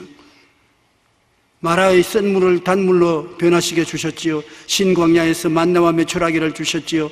르비딤에서 반석에 물이 나오게 해서 그들을 광야를 지나서 젖과 꿀이 흐르는 동산으로 들어올 수 있도록 도와주신 것입니다. 예레미야 33장 3절 너는 내게 부르짖어라. 내가 내게 응답하겠다. 내가 알지 못하는 크고 은밀한 일을 내게 보이리라. 부르짖어라. 뒤로 물러가지 말라. 낙심하지 말라. 부르짖으면 내가 응답하고 네가 알지 못하는 크고 은밀한 일을 보여준다. 그러므로 주님을 믿고 의지한 사람이 얼마나 위대한 자리에 살고 있다는 것을 우리가 깨달아 알아야 되는 것입니다. 우리가 하나님의 이름을 알면 하나님은 여러분을 오래 살도록 도와주신다. 장수함으로 만족해 주겠다. 사람들이 죄를 지으면 지을수록 장수하지 못합니다. 시편 91편 16절에 말같이 내가 그를 장수하게 함으로 만족해 하며 나의 구원을 그에게 보이리라 했는데요. 하나님께서는 노아 홍수 이후로 인간의 수명은 120세가 되도록 한계점을 두어주신 것입니다. 그 다음에 인간이 더 죄를 짓고 하나님을 멀리했을 때는 모세가 말하기를 사람이 살면 70이 강건하면 80이라고 말한 것입니다. 우리가 회개하고 주님과 동행하고 살면은 최소한도 100살은 살 수 있을 것입니다. 여러분이 몇 살 산다는 목표가 두려워해야 돼요. 그래서 몸이 병들거나 아파도 아직 100살 안 됐으니까 까딱없다. 자신 있게 말을 해야지. 몸에 병들면 아이고 죽을는지 모르겠다. 이 병이 이러다 죽지 않겠는가. 그 마귀가 와서 하하하하 아무것도 모르고 있구나. 너 죽이겠다. 그러고 죽일 수 있는 것입니다. 내가 딱 목표를 알고 붙잡고 있으면 흔들리지 않아요. 성경에 기록된 최장수 한 사람은 무두셀라인데 969세까지 살았습니다. 요셉은 110세까지 살았고요. 그런데 성경에 장수하는 사람을 어떤 사람이냐? 잠언서 10장 27절에 보면 야훼를 경외하면 장수하느니라. 하나님을 믿으면 장수한다. 그러므로 여러분 50이나 60이 되어서 죽으려고 하더라 그렇게 말하십니다. 나는 하나님 있는데 장수하는데 이것이 장수 아니다. 나의 장수는 100살이니 100살까지 살아야 되겠다. 원수 마귀야 물러가라. 목표 있는 꿈이 있어야 하나님의 능력이 나타나지. 목표 있는 꿈이 없으면 방황을 하고 마귀에게 넘어지게 되는 것입니다. 야훼를 경외하면 장수하는 것입니다. 그가 나를 사랑한 적 내가 너를 건져주리라. 내 이름을 안 적 내가 그를 높여주리라. 내가 간구하리니 내가 응답해 주리라. 환난 때 내가 그와 같이 하여 그를 건지고 영원롭게 하리라. 장수함으로 내가 만족해 하며 나의 구원으로 보여주리라. 이렇게 하나님이 오늘 하나님을 믿는 여러분에게 약속해 주시는 것입니다. 이 말씀은 얼마나 좋은 말씀이요. 마음속에 외우고 하나님께 기도할 때 이 말씀을 사용하는 것이 좋습니다. 이 말씀은 곧 하나님이신 것입니다.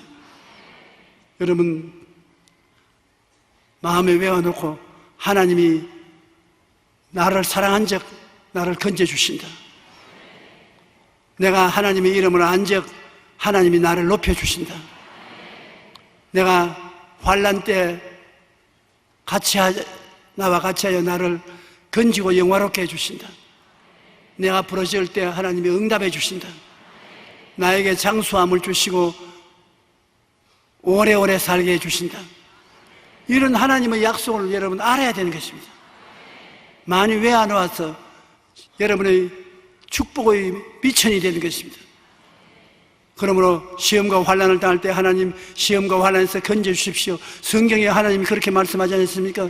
제가 나를 사랑한 적 내가 너를 건지려 했으니 내가 주님을 사랑하고 있으니 나를 건져주시옵소서. 그 말씀이 바로 하나님이시기 때문에 그 말씀을 자꾸 외웁니다. 제가 나를 사랑한 적 내가 저를 건지리라. 제가 나를 사랑한 적 내가 저를 건지리라. 하나님 말씀이 여러분 속에서 역사해서 건져주시는 것입니다. 하나님을 아는 나를 주님 높여주실 것이니 장사를 하더라도 제일 잘하게 해주시고 공부를 하더라도 제일 잘하게 해주시고 연구개발을 해도 제일 잘하게 해주시라고 하나님 약속하지 않았습니까? 주장하면 하나님이 그렇게 해주시는 것입니다. 오늘날 20세기 우리가 누리는 모든 과학 문명은 예수 믿는 나라 백성들이 만드는 것입니다. 비행기니 자동차니 자전거니 컴퓨터니 다 예수 믿는 나라에서 만드신 것입니다. 하나님이 계시를 주셔서 그렇게 만들어 주시는 것입니다. 주를 믿는 백성은 머리가 되고 꼴이 되지 않고 위에 있고 아래 내려가지 않고 남에게 꾸어줄 자도 꾸지 않겠다고 하나님이 말씀하신 것입니다. 그 말씀을 우리가 의지하고 나가면 하나님이 특별한 지혜와 총명을 주시는 것입니다. 우리가 이와 같은 하나님을 마음속에 섬기고 살면 하나님은 여러분 마음속에 생수가 강같이 흐르게 만들어주시고 생기가 넘치게 만들어주시는 것입니다. 광풍이 와도 겁나지 않습니다. 폭우가 쏟아져도 겁나지 않습니다.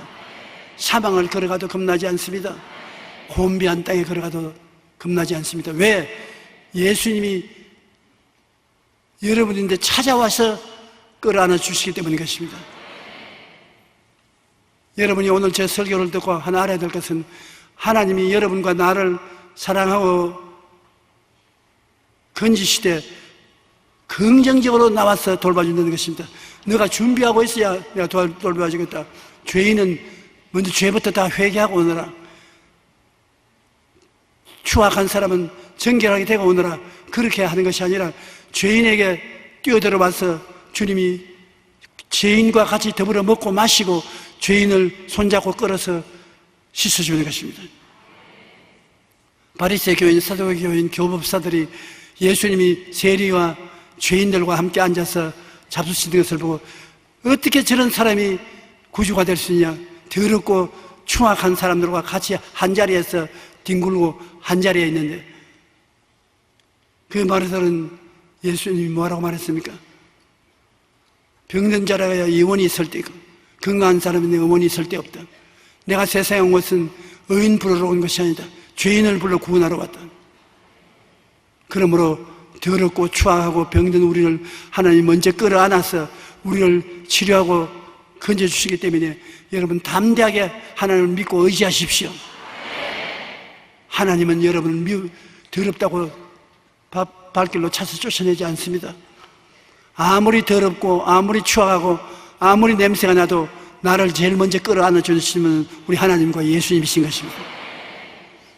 그러므로 강하고 담대하십시오. 죄를 짓고 불의하고 추악함에도 불구하고 끌어안아 주시는 하나님이 우리가 점점 하나님 앞에 가까이 나가면 좋아하고 기뻐하시고 더 돌보아 주시는 것입니다. 내 힘으로 죄를 이기지 못하지 않아요. 그러면 하나님이 와서 나를 붙들어서 이기게 만들어 주시는 것입니다. 거지가 되면 주님이 부자와 같이 있는 것보다 더 가까이 계십니다. 왜? 하나님은 거지를 돌봐 주시기 위해서 세상에 오시기 때문인 것입니다. 좋은 하나님인 것입니다. 정말로 좋은 하나님인 것입니다. 저는 여러분과 함께 그 모든 은택을 잊지 말지어다라는 제목으로 은혜를 나누고자 합니다. 우리가 하늘과 땅과 세계와 그 가운데 모든 것을 지으신 하나님을 진실로 마음속에 알게 되고 깨닫게 되면은 하나님 앞에 엎드려서 만군의 야훼 우리 하나님을 찬미하지 아니할 사람이 한 사람도 없을 것입니다. 오늘 시편을 기록한 기자 다윗은 내 영혼아 야훼 하나님을 송축하라. 내 속에 있는 것들아 다 그 성호를 송축하라. 내 영혼아 야훼 하나님을 송축하고 그 모든 은택을 잊지 말라고 한 것입니다. 우리가 야훼 하나님을 송축할 때 하나님의 성령께서 우리 가운데 임하여 주셔서 하나님께서 우리 위해서 예비해 놓으신 그 놀라운 은총의 세계를 낱낱이 보여주시는 것입니다. 오늘 하나님께 찬양드리지 아니할 때 하나님은 하나님의 영광의 성령을 우리 가운데 보내시지 아니하시는 것입니다. 성령이 계시지 아니하시면 우리가 야훼 하나님께서 우리를 위해서 예비해 놓은 그 은택을 깨달을 수도 없고 받아 누릴 수도 없는 것입니다. 오늘 우리들은 너무나 탐욕과 세상 염려와 세속에 묻혀 하나님을 찬양하는 것을 잊어버리고 살고 있습니다. 교회 왔다 갔다 하는 것도 기계지게 되어버리고 있는 것입니다. 이러한 상황에서 우리 진실로 회개하고 참회해서 주님께로 돌아오며 우리의 입술에서 만군의 야훼 우리 하나님을 찬양하는 찬양을 그치지 말 때 하나님께서는 우리 위에게 놀라운 계시의 연혜를 주실 것입니다. 다윗은 야훼 하나님을 끊임없이 찬미하고 하나님으로부터 받은 그 놀라운 계시를 여러분과 나에게 오늘 전달해주고 있는 것입니다. 우리 하나님께서 우리를 위해서 예비하고 허락한 은택을 잊어버리지 말라고 그런 간청하고 있는 것입니다. 하나님께서 예비한 은택이 무엇인지 우리 한번 알아보시기 바랍니다. 첫째로 제가 너희 모든 죄를 사하여 주신다고 말씀하신 것입니다. 유명한 철학자여 신학자였던 폴 틸릭은 인간은 죄책과 정죄의 절망에 빠진 존재라고 말한 것입니다. 이 세상에 양심이 악마화되지 않은 이상 보통 사람들은 모두 다 양심을 가지고 있고 그 양심은 우리의 생활 가운데서 우리가 죄를 지을 때마다 무서운 거부 반응을 일으키는 것입니다. 우리는 끊임없이 죄악 가운데 살고 있습니다. 죄를 먹고 마시며 살고 있기 때문에 우리의 양심은 상처투성이가 되어 있는 것입니다. 양심이 없이는 여러분 이 세상에 불문율인 사회의 윤리 도덕이 절대로 지켜지지 않습니다. 누가 윤리와 도덕을 지키겠습니까? 그러나 양심이 우리가 윤리와 도덕을 거스릴 때 무섭게 마음속에 거부 반응을 일으키고 우리의 마음의 평안을 빼앗아가며 두 다리를 뻗고 잠을 못 자게 하므로 우리는 그 괴로움을 견딜 수 없어서 양심을 쫓아 윤리와 도덕을 지킵니다. 나라가 아무리 좋은 법을 세워놔도 우리 사람의 마음속에 양심이 없으면 그 법이 무력합니다. 유명한 철학자 칸트 같은 사람도 말하기를 아무리 법이 있어도 양심이 없으면 법은 무력하다고 말한 것입니다. 이처럼 여러분 나라의 국법도 우리의 양심의 힘 때문에 지켜지는 것이요, 말할 필요 없이 성경에 있는 하나님의 계명도 우리의 양심이 그 계명이 있는 줄 알고 그 계명을 따라서 지키려고 하기 때문에 지켜지는 것이지, 양심이 활동하지 않으면 하나님의 계명도 모르다 헌신짝같이 버려버리고 말 것인 것입니다. 이러므로 양심이 없으면 인간의 법이란 시행되지 않습니다. 인간 세계와 우주 가운데 모든 의로운 법의 근원이 바로 하나님이신 것입니다. 여러분, 하나님이 바로 의의 근본이기 때문에 우리가 죄를 짓는 것은 윤리와 도덕을 거역하는 것만이 아닙니다. 국법을 거역하는 것만이 아닙니다. 하나님의 계명만 거역하는 것이 아니라 하나님 자신을 거역하는 것입니다. 이렇기 때문에 모든 죄는 세상에서 어떠한 사회단체를 향해서 지은 것이 아니라 하나님 앞에 지은 죄가 됩니다. 우리의 죄는 하나님을 거스립니다. 이 우주의 의의 근원이신 하나님을 거스리고 난 다음에 우리가 심판을 면할 수가 없습니다. 하나님은 죄를 지은 영혼은 죽으리라고 말한 것입니다. 죄의 값은 사망이라고 말한 것입니다. 죄에 대해서 하나님은 심판하시는 것입니다. 하나님의 심판이 지금 당장 우리에게 임하지 않는다고 해서 우리가 그들거릴지 모르겠지만 하나님의 심판은 반드시 죄의 대가로 다가옵니다. 하나님의 맷돌은 천천히 돌아가도 고르게 부드럽게 갈아낸다는 말처럼 심판이 일단 다가오면 하나님께서는 용서하지 아니하는 것입니다. 이러므로 우리 하나님께서 지금 우리의 모든 죄를 다 사하여 주신다는 것은 우리에게 복되고 즐거운 소식인 것입니다. 어떻게 해서 하나님께서 우리의 모든 죄를 다 용서해 주실까요? 여러분, 우리의 선한 행위로나 율법적인 행동으로서는 구원받을 수 없는 것은 천하가 다 알고 있는 것입니다. 그러므로 하나님께서 여러분과 나를 구원하기 위해서 그 아들 예수 그리스도를 이 세상에 보내주신 것입니다. 예수님께서 여러분과 나를 대신해서 하나님 앞에 심판을 받게 된 것입니다.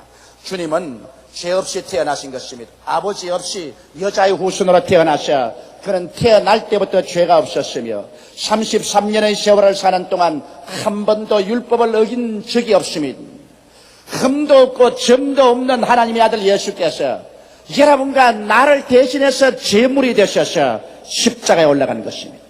그는 십자가에 올라가서 여러분과 나의 죄를 대신 짊어지고 하나님 앞에 무자비하게 심판을 받은 것입니다. 제가 찔리면 우리 허물을 인하며 제가 상하면 우리 죄악을 인함이라. 제가 징계를 받음으로 우리가 평화를 누리고 제가 채찍에 맞음으로 우리가 나음을 입었도다. 우리는 다 어린 양같이 그릇해가여 각기 제 길로 갔거늘 여호와께서는 우리 무리의 죄악을 저에게 담당시켰다고 성경은 예언하고 있는 것입니다. 이러므로 예수 그리스도께서 양손과 양발에 대못을 박히시고 창을 받아 가슴이 터져 피와 물과 쏟아진 것은 여러분과 나를 대신해서 우리 죄 때문에 하나님 앞에서 심판을 받은 것입니다. 그리고 예수 그리스도를 통해서 비로소 오늘날 하나님께서는 죄를 짓고 불의하며 추악하고 버림을 받아야 마땅한 능마 같은 인생들을 용서해 줄 수 있는 기초를 마련한 것입니다.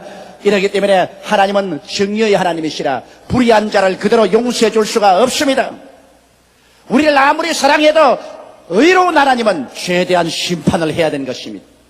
우리는 죄의 심판을 감당할 수 없기 때문에 예수께서 오셔서 우리 대신 죄의 심판을 감당해 주심으로 오늘 예수 그리스도를 통해서 우리는 죄사함을 받고 값없이 의롭다함을 얻고 하나님 앞에 설 수 있는 자격을 얻게 된 것입니다. 그러므로 오늘 이 시간 우리가 죄사함을 받기 위해서 어떻게 해야 될까요? 우리는 죄사함 받기 위해서 양심의 비침을 받고 내가 죄인이라는 것을 하나님 앞에서 인정하고 나의 죄를 고백해야 되는 것입니다. 아무리 하나님이 용서해 주시려고 할지라도 자기가 죄인이라는 것을 인정하지 아니하고 죄를 고백하지 않는 사람을 하나님께서 도와줄 수 없습니다. 병자가 죽어가는 병이 걸렸으면서도 자는 병들지 않았다고 했어. 의사를 찾아오지 아니하고 자기는 괜찮다고 버티는 사람을 치료할 수가 없는 것입니다. 이와 같이 오늘 하나님께서는 여러분과 나를 초청하고 있습니다. 수고하고 무거운 짐진 자여 다 내게로 오라. 내가 너희를 쉬게 하겠다고 하시고 있으니 이 하나님 앞에 나와서 나가 죄인인 것을 고백하고 그리고 그 죄를 회개하고 나 대신 예수께서 죄의 죄물이 된 것을 인정하고 예수를 믿어드려야 되는 것입니다. 예수 없이 용서받을 수가 없습니다. 예수 없이 하나님 앞에 설 수가 없습니다. 예수 그리스도의 그 죄의 대가로서 죽으신 그 은총을 우리가 기꺼이 받아들이고 예수 그리스도의 십자가에 설리신 그 보배로운 피로 말미암아 내 죄가 용서한 바라는 것을 믿어드릴 때 여러분과 나의 죄는 주홍같이 붉은 죄가 흰눈같이 진홍 같은 죄가 양털같이 휘어지고 예수 그리스도 안에서 하나님 앞에 담대하게 설 수 있는 자격이 주어지는 것입니다. 그렇기 때문에 오늘 죄를 지었음에도 불구하고 못났음에도 불구하고 버림을 받아야 마땅함에도 불구하고 예수 그리스도를 구주로 모시고 회개하고 나오면 그 보혈로 씻음받고 여러분은 구원을 받고 영생을 얻고 하나님의 자녀가 되는 것입니다. 바로 예수 그리스도를 통해서 하나님은 오늘날도 우리의 모든 죄를 다 용서해 주시고 계신 것을 믿게 되시기를 주님의 이름으로 축원합니다. 만일 오늘 이 시간에 죄사함을 받지 못하고 하나님의 용서의 손길을 뿌리쳐버리고 하나님의 초청을 거부해버린다면 용서의 날이 다 지나고 심판의 날이 다가올 때 우리의 있을 곳은 없습니다. 하나님의 진노의 심판이 우리 머리 위에 떨어질 때는 그때 우리가 변명할 것도 없고 피할 것도 없습니다. 하나님의 그 맹렬한 진노 앞에 영원한 멸망을 받게 될 것입니다. 그 고통과 그 절망은 인간의 말로서 형용할 수 없을 것입니다. 이러므로 우리 사람은 구원받지 못할 바에는 세상에 태어나지 않은 것이 얼마나 좋을지 모릅니다. 보라 지금 연애 발을 망할 때요 지금이 구원의 날이라고 하셨는데 오늘 하나님께서 우리에게 자비를 베푸시고 그리스도 예수를 통해서 초청하고 있을 이때 우리는 지체 말고 하나님 앞에 나와서 우리 모든 죄를 용서받고 하나님의 은총 속에 들어가야 될 것입니다. 둘째로 우리가 하나님의 언택을 잊지 말라는 것은 제가 내 모든 병을 고치신다고 말씀하고 있는 것입니다. 우리 하나님은 치료자이시며 기독교는 치료의 종교입니다. 기독교의 교회에서 예수 그리스도의 치료를 오늘날 시행하지 않는다면 우리는 하나님을 올바르게 전도하지 않는 것입니다. 하나님은 여러분과 내가 치료받기를 굉장히 사모하고 계신다는 것을 구약 성경과 신약 성경에 뚜렷이 하나님이 나타내고 있는 것입니다. 구약의 약속을 보면 출애굽기 15장 26절에 가라사대 너희가 너희 하나님 나 여호와의 말을 청종하고 나의 보기에 의를 행하며 내 계명에 귀를 기울이며 내 모든 규례를 지키면 내가 애굽 사람에게 내린 모든 질병의 하나도 너희에게 내리지 아니하리니 나는 너희를 치료하는 여호와임이니라. 하나님께서 우리를 치료하시면 무엇을 못 고치겠습니까? 하늘과 땅을 말씀 한마디로 만드신 하나님께서 인간의 어떠한 병도 못 고칠 것이 없을 것입니다. 하나님은 나는 너희를 치료하는 여호와라고 당신 자신을 우리에게 소개하고 있는 것입니다. 출애굽기 23장 25절로 26절에 보면 너희 하나님 여호와를 섬기라. 그리하면 여호와가 너희 양식과 물에 복을 내리고 너희 중에 병을 제하리니 내 나라에 낙태하는 자가 없고 잉태치 못하는 자가 없을 것이라. 내가 너희 날수를 채우리라고 말씀하고 있는 것입니다.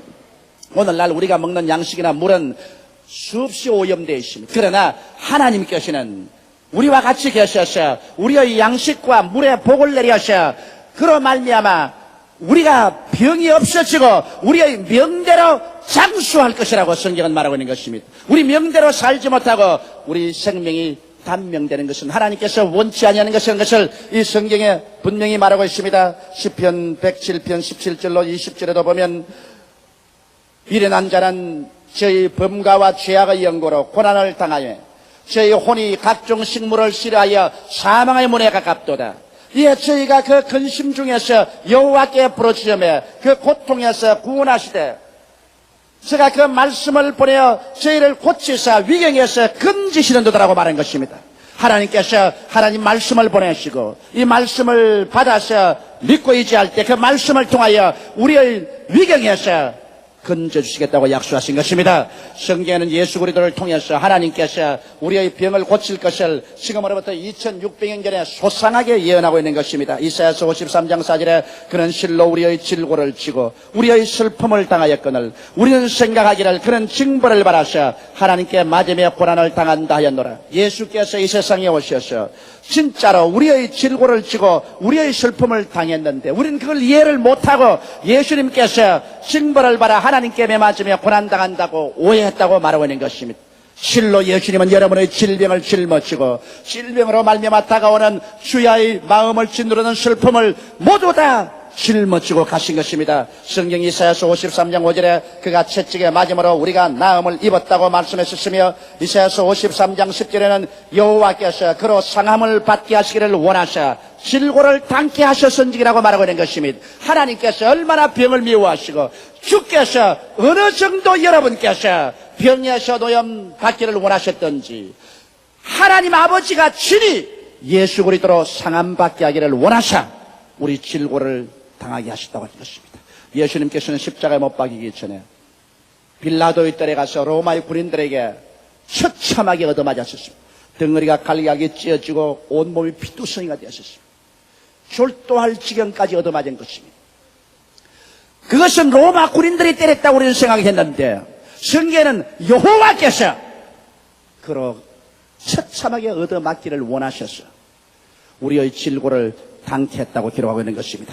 그러므로 하나님께서 오늘 이 시간에 질병을 얼마나 미워하며 어느 정도 여러분과 내가 병에서 고침받기를 간절히 원하고 있다는 그 사실을 알 수 있습니다. 이러기 때문에 예수님께서 이 세상에 오셔서 그 사역에 초기부터 시작해서 마지막까지 병을 고쳤습니다. 예수 그리스도의 사역의 3분지는 그는 병을 고친 것이었습니다. 그는 가는 곳마다 병을 고쳤으며 오시는 곳마다 병 고치고 오셨으며 앉은 곳마다 병을 고치신 것입니다. 예수님이야말로 진실로 하나님 아버지의 뜻을 이 땅에 우리에게 정확하게 보여주시는데 얼마나 하나님께서 우리가 병 낫기를 원하셨던지 그 아들 예수님의 사역의 3분지 2가 병 고치는 데 보내게 하셨습니다. 예수님께서 언제 12제자에게 복음 전하러 보낼 때 병 고치지 말라고 한 적이 있었나요? 70인의 제자 보낼 때 두 사람 보내면서 회개하라 천국이 가까웠다고 있는 곳에 가서 병자를 고치라고 말하지 않으셨습니까?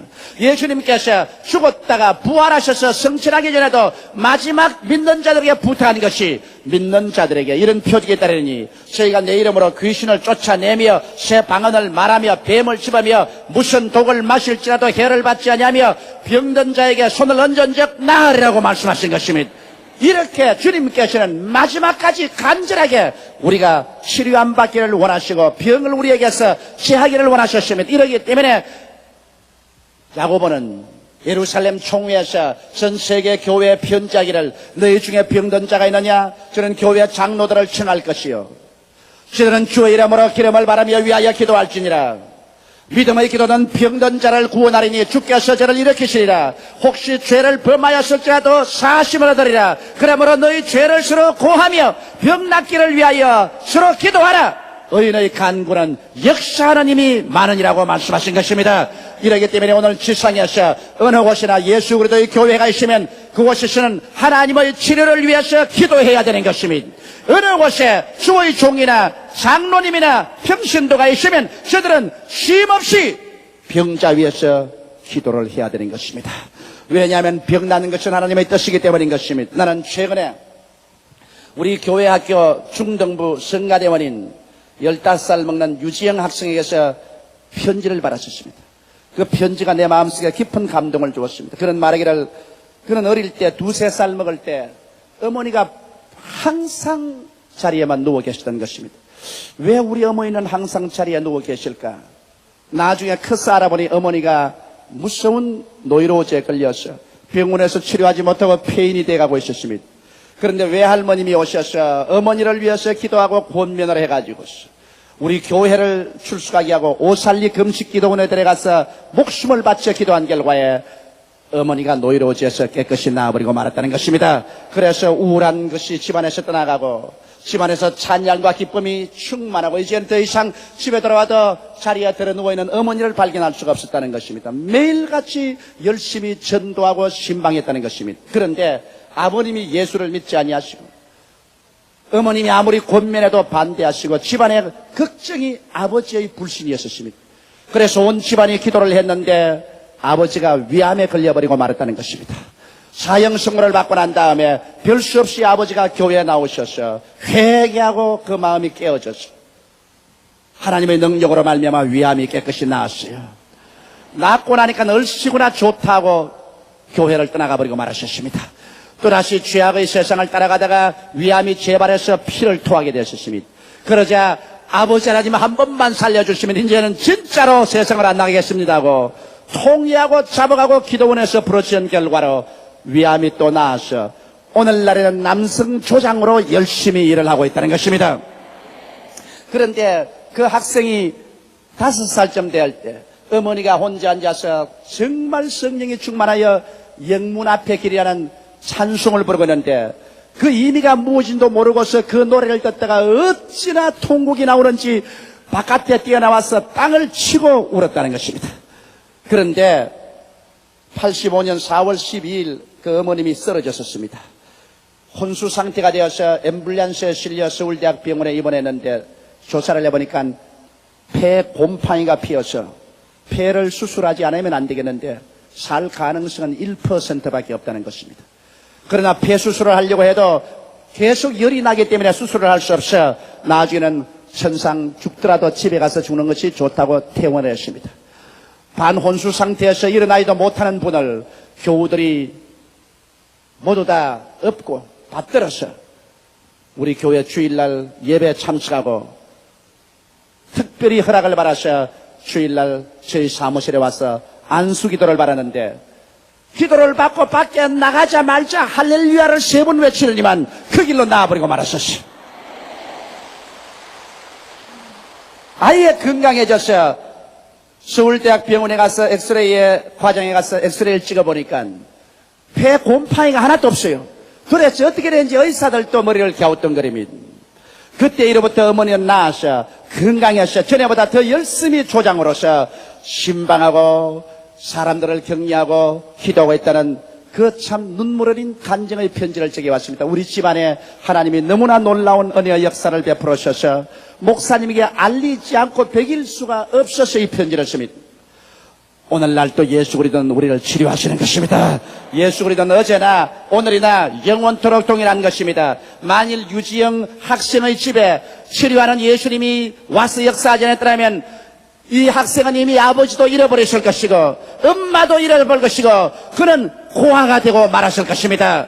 그런 절망적인 슬픔이 다가올 수밖에 없는데 예수께서 오셨기 때문에 아버지도 어머니도 죽음의 문턱에서 건져내어서 그 가정에 또다시 희망차고 웃음이 있고 소망으로 채워주신 것입니다. 이러므로 성경은 우리에게 밝히 말씀합니다. 저가 내 모든 병을 고치신다고 보증하는 것입니다.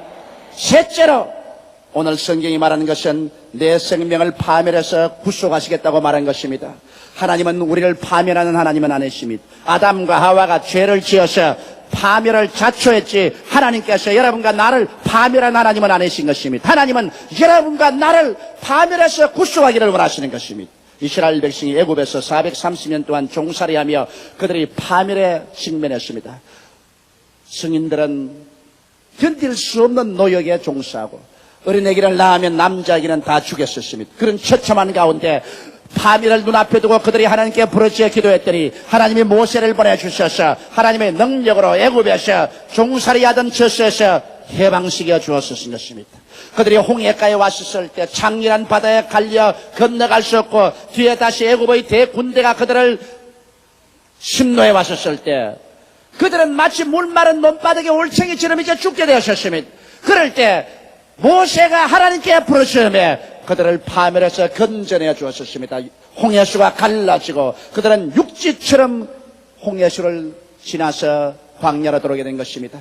광야에는 양식도 없고 물도 없었습니다. 위생시설도 없었습니다. 300만 이스라엘 백성이 광야로 나와서 그들은 파멸에 직면했었습니다. 그러나 모세가 하나님께 부르짖으며 바위가 물을 토하고 만나가 임하였었으며 메추라기가 고기 대신 왔고 그들의 옷과 신발이 낡아지지 아니었고 그들 가운데 병든 자나 약한 자가 하나도 없었으며 그들은 광야를 지나 젖과 꿀이 흐르는 땅으로 들어갈 수가 있는 것이며 오늘날 또 하나님께서는 여러분과 나를 환난과 파멸에서 건지시기를 원하시는 것입니다. 우리가 오직 하나님께 부르짖어 기도만 하면 주께서 들으시기를 원하시는 것입니다. 시편 91편 15절에 저가 내게 간구하리니 내가 응답하리라. 저희 환난 때 내가 저와 함께하여 저를 건지고 영화롭게 하리라고 말씀하고 있습니다. 에레미야서 33장 3절에 보면 너는 내게 부르짖어라. 내가 내게 응답하겠고 내가 알지 못하는 크고 비밀한 일을 내게 보이리라고 말씀하신 것입니다. 이러므로 오늘 이 시간에 다윗이 우리에게 말씀하는 것은 우리 하나님은 좋은 하나님이시라는 것입니다. 너희 자식이 떡을 달라 하면 돌을 주며 생선을 달라 하면 뱀을 줄 자가 있는가. 너희가 악할지라도 자식에게 좋은 것 줄 줄 알거든 하물며 천부께서 구하는 자에게 좋은 것으로 주지 아니하시겠냐고 말씀하고 있는 것입니다. 우리 하나님은 좋은 하나님인 것입니다. 이렇기 때문에 하나님의 언택을 잊지 말라.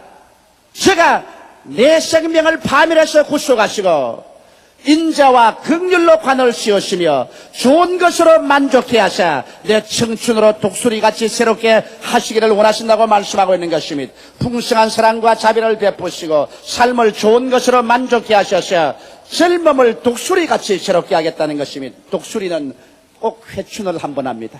독수리가 이제 나이 많아서 눈이 어두워지고 이 뿌리가 다 깨어지고 발톱이 깨어지고 그의 모든 빛이 빠지고 털이 응성하게 되었으면 그는 사람이 없는 높은 산 외로운 바위에 올라가서 그 바위에 이 뿌리를 쳐서 뿌리가 뽑혀 나옵니다. 발톱을 쳐서 발톱이 다 빠져버립니다. 그는 바위에 뒹굴어서 그 날개 남은 것이 다 떨어져 나오고 알몸이 되어버립니다. 이제는 독수리는 그 자리에서 죽을 것 같습니다. 그러나 아무것도 먹지 않고 비치는 태양을 쳐다보고 있습니다.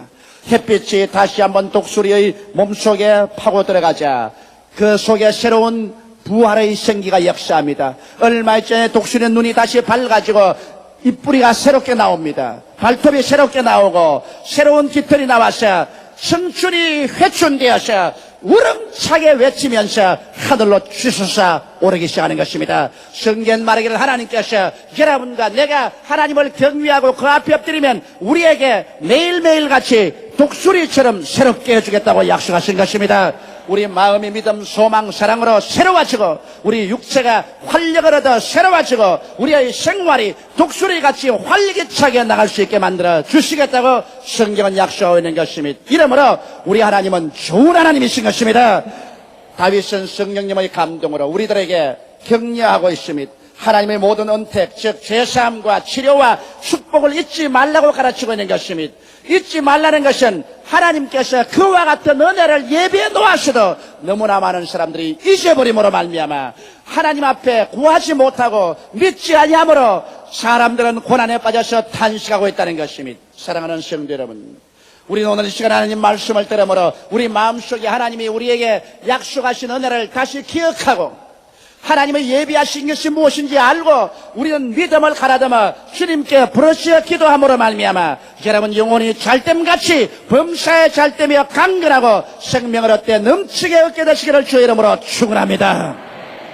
다 같이 고개 숙여 기도드리겠습니다. 사랑이 많으시고 거룩하신 아버지 하나님, 우리 하나님이 오늘 이 시간에 우리에게 간절히 부탁하시는 것이 하나님은 우리 모든 죄를 사하시며 모든 병을 고치시며 우리의 생명을 파멸해서 구속하시고 인자와 긍휼로 관을 씌우시며 좋은 것으로 만족해 하사 우리 청춘으로 독수리같이 새롭게 하시겠다고 하시오니 내 아버지 우리 성도들이 이 하나님의 말씀을 잊지 말게 되게 도와주시옵소서.